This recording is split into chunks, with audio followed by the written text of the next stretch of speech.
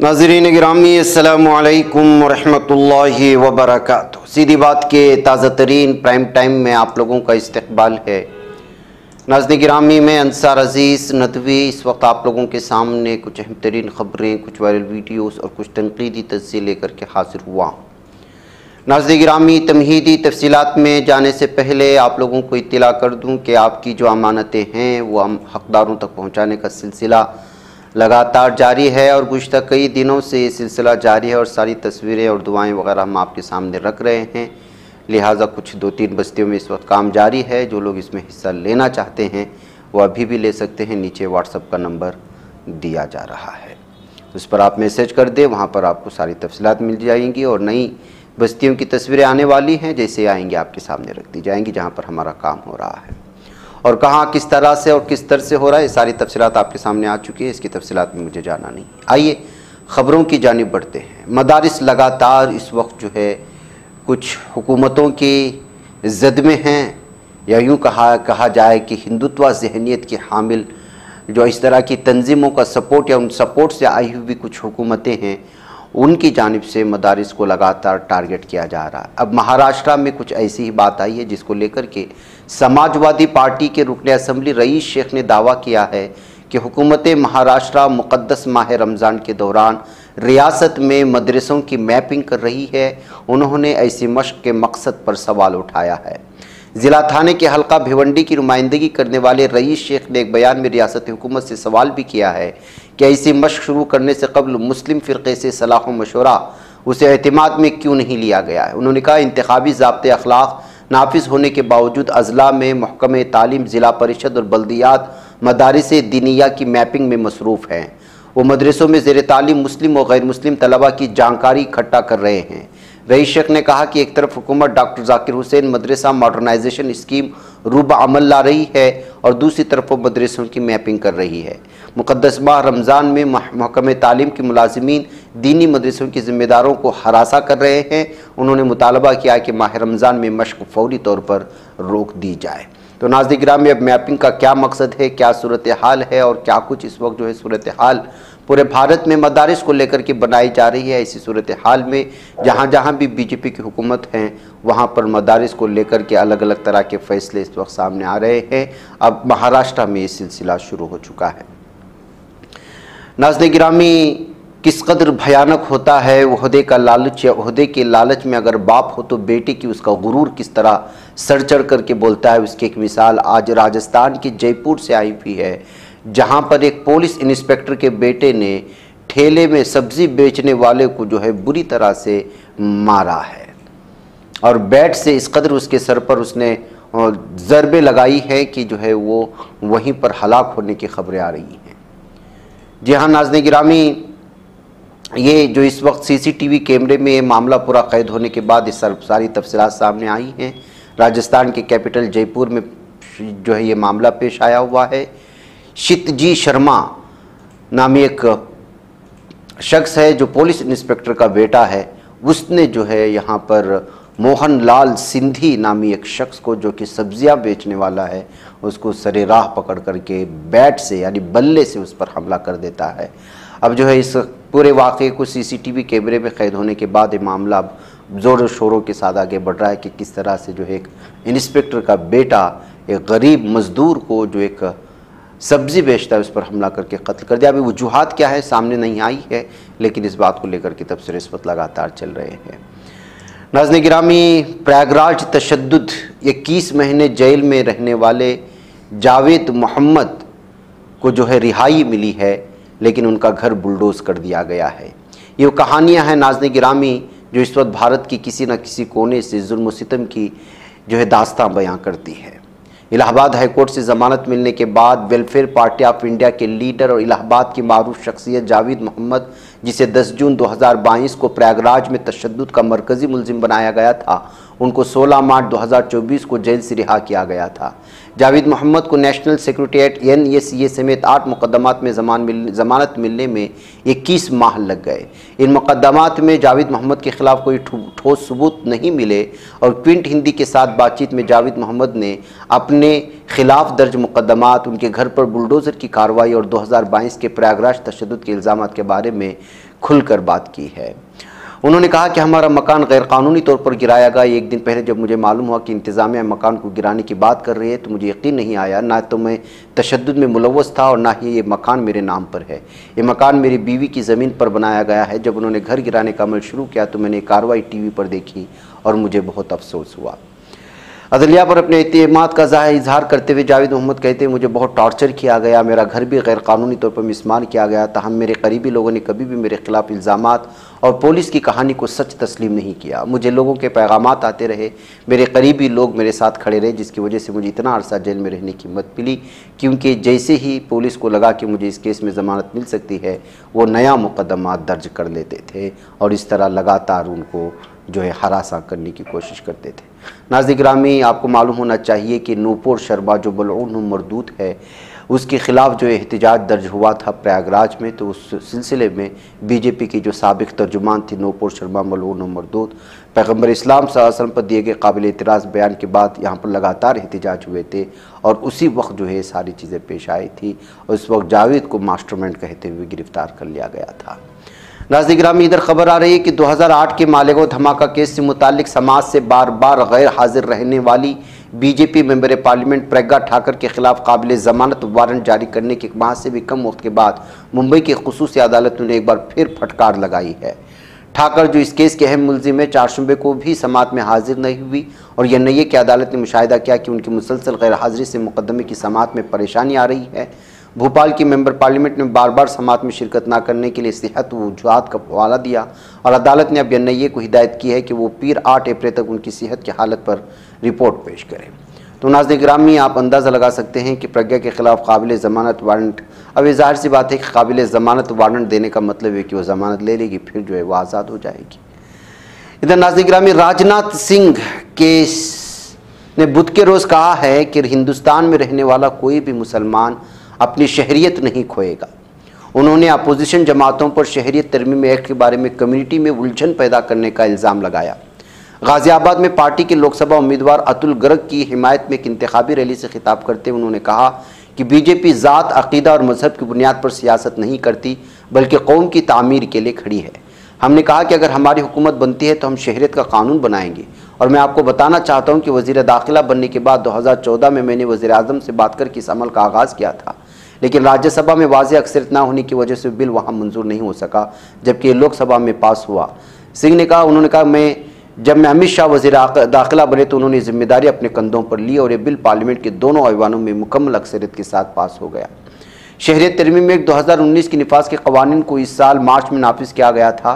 पाकिस्तान, बांग्लादेश और अफगानिस्तान से आने वाले गैर दस्तावेजी गैर मुस्लिम तारिकीन वतन को तेज़ी से शहरियत देने के लिए पार्लियामेंट के ज़रिए मुतनाज़ा कानून मंजूर किए जाने के 4 साल बाद 31 दिसंबर 2014 से पहले जो हिंदुस्तान आया। तो भाई कह इस सिलसिले में जो कुछ भी हुआ उसी को लेकर के वो कह रहे थे कि इस जो है CAA से, इस तरह के कानून से भारतीय मुसलमान पर कोई असर नहीं पड़ेगा और किसी भी भारतीय मुसलमान को वतन से बाहर नहीं भेजा जाएगा, ये कहते हुए वो एक बार फिर अपने इस चीज़ को दोहराने की कोशिश कर रहे थे।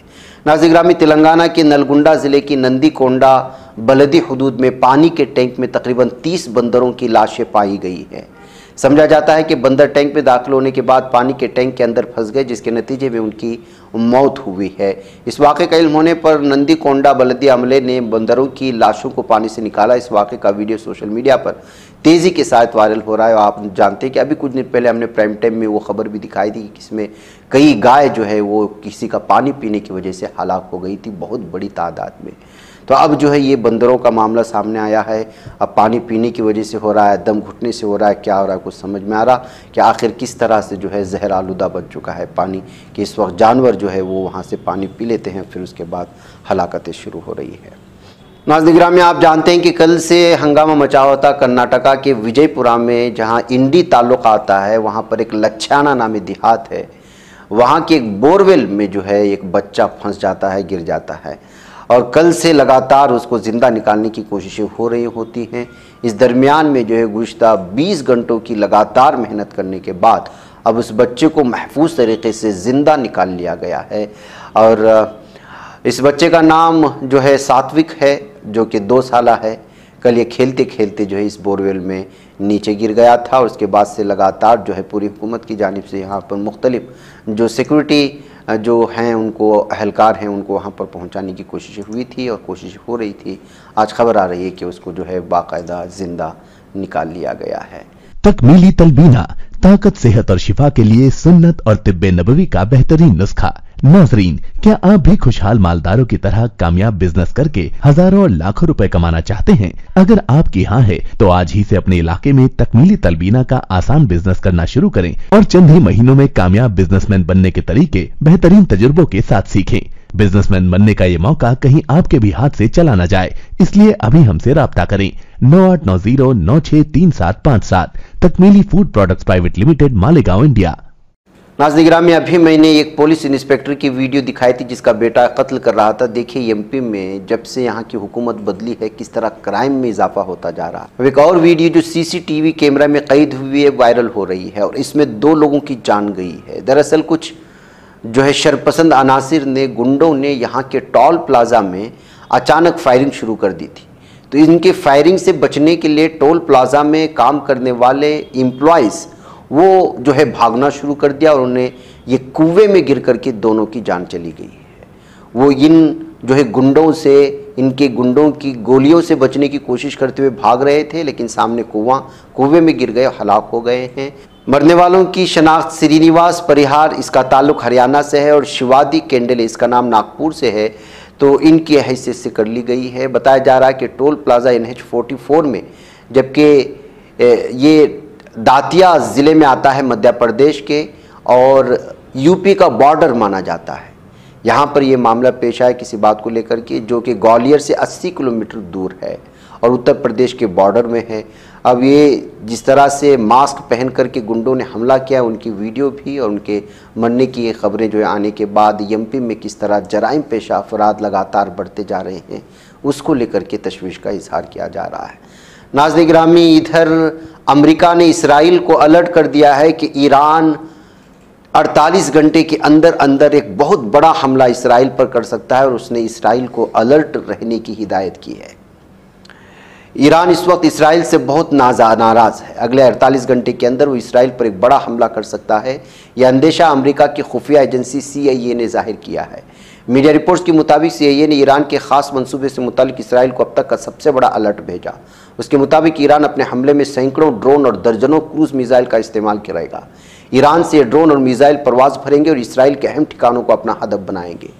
काबिल जिक्र है कि गुज़िश्ता साल 7 अक्टूबर को इसराइल पर हमास ने हमला किया था, जिसके बाद इसराइल फिलिस्तीन का जंग ख़त्म भी नहीं हुआ और अब से बड़ा बहरान ईरान के सामने दिखाई दे रहा है।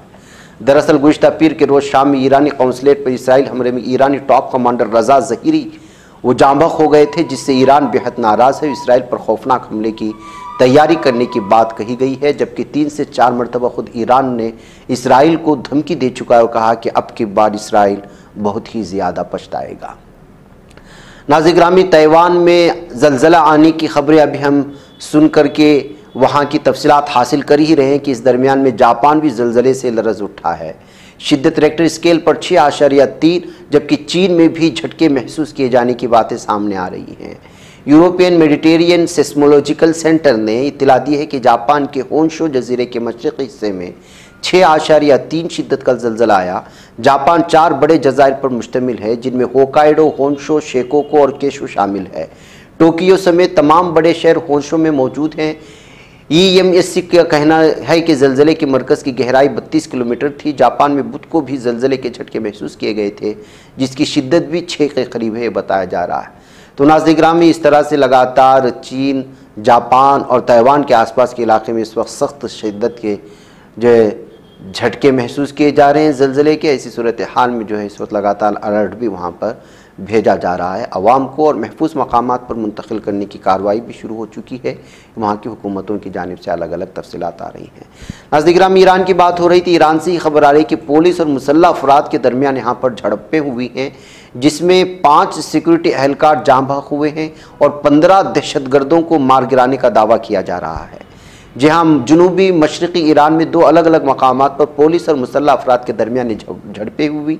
इन झड़पों में 15 मुसल्लह अफराद और ईरानी सिक्योरिटी फोर्सेस के 5 अरकान मारे गए। सरकारी मीडिया ने जुमेरात को इस बात की इत्तला दी थी। सरकारी खबर रसा एजेंसी इरना ने कहा कि झड़पों में सिक्योरिटी फोर्सेस के 10 दीगर एहलकार भी जख्मी हुए हैं। न्यूज़ एजेंसी ने कहा कि सिस्तान और बलूचिस्तान सूबे में रात का इनकाउंटर उस वक्त शुरू हुआ जब मुसल्लह अफराद ने दारुलहुकूमत तेहरान से तकरीबन 1400 किलोमीटर यानी 870 मील जुनूब मशरिक में रोसक शहर में पासदारान इनकलाब की चौकी और चाबहा शहर की साहिल पर हमला किया और गार्ड स्टेशन पर फायरिंग करना शुरू कर दी। उसी वक्त ये झड़पें शुरू हुई, मुठभेड़ हुई और उसमें ये हलाकतों की खबर है। उधर नाज़रीन गिरामी, पाकिस्तान से खबर आ रही है कि अदालत के रजिस्ट्रार के दफ्तर ने बताया कि इस्लामाबाद हाईकोर्ट के जजों के बाद पाकिस्तान के लाहौर हाईकोर्ट के 3 जजों को आज सफ़ेद सुफूफ लगे हुए धमकी आमेज मकतूबात मौसूल हुए हैं। जिन जजों को मकतूबात मिले हैं उनमें जस्टिस शुजात अली खान, जस्टिस शाहिद बिलाल हसन और जस्टिस आलिया नीलम शामिल है। लाहौर पुलिस इंसदाद दहशतगर्दी महकमे के आला अहदेदार लाहौर हाईकोर्ट पहुँच गए हैं और मकतूबात को अपनी तहवील में लेकर तहकीकात का आगाज़ कर दिया है। इसके वाक़े के बाइस लाहौर हाईकोर्ट के जजों की सिक्योरिटी बढ़ा दी गई। पुलिस ने कुरियर कंपनी के मुलाजिम को, जिसने मकतूबात को डिलीवरी की थी, हिरासत में ले लिया। उसको पूछताछ के लिए किसी नामालूम मकाम को मुंतकिल कर दिया है। पंजाब पुलिस के तर्जुमान ने कहा कि सफ़ेद पाउडर इंथ्राक्स होने का शिबा है। तो नाज़रीन गिरामी, आप जानते हैं कि किस तरह अदलिया का निज़ाम जो है वहाँ भी बिगड़ा हुआ है। पाकिस्तान में हमने इमरान खान के मामले में बहुत सारे ऐसे खबरें देखी जिसमें नाइंसाफ़ी की बातें आई। ऐसी सूरत में महसूस होता है कि यहाँ के अवाम भी यहाँ के अदलिया निज़ाम से नाराज़ नज़र आ रहे हैं। बहरकैफ अलग अलग तबसरे हैं। मुझे इजाज़त दें, इंशाल्लाह फिर आप लोगों से मुलाकात होगी। अस्सलाम वालेकुम रहमतुल्लाहि व बरकातहू। बच पाता है कोई सहाफ़ी की निगाहों से, मिलाता है ये लोगों को मोहब्बत की पनाहों से। करम और दर्द मंदी का है एक संसार सीधी बात। अज़ीमत जुर्अतो हिम्मत का है इज़हार सीधी बात। अज़ीमत जुर्अतो हिम्मत का है इज़हार सीधी बात। ये चैनल हक निगर बनकर कुचल देता है फितनों को।